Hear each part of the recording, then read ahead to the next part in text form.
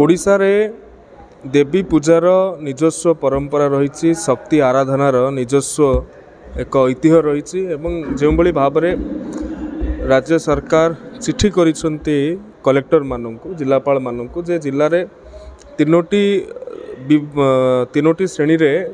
जो मेढ़ माने अच्छी ताहाकू विभक्त करने जो मैंने 100 वर्षर अधिक पुराणा मेढ़ हो ताहाकू राज्य सरकार 1 लाख टंका देवे बोली विचार करुछंती एवं जोठी 75 वर्षर अधिक बयसर मेढ़ हो ताहाकू 75,000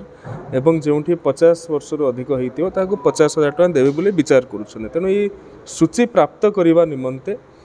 राज्य सरकार जिलापाल मानकू पत्र प्रेरण करिसेंती एवं जिलापाल मानक पाखरु पत्र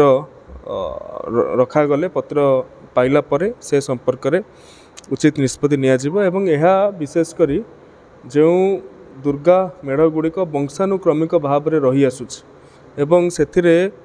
विभिन्न प्रकार संस्था माने बा व्यक्ति विशेष माने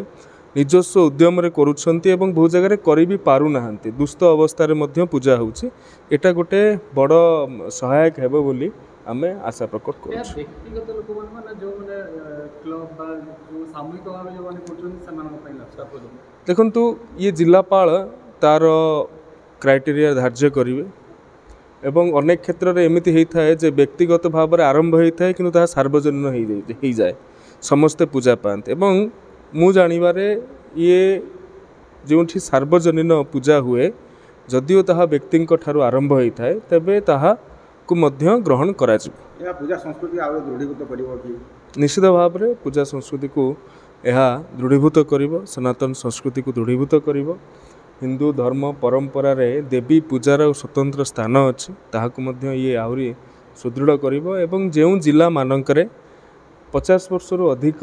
ऐतिह्य मेढ़ नथिबो 50 वर्षर अधिक वर्षर मेढ़ नथिबो पूजा हो नथिबो सेठी जिलार 2टी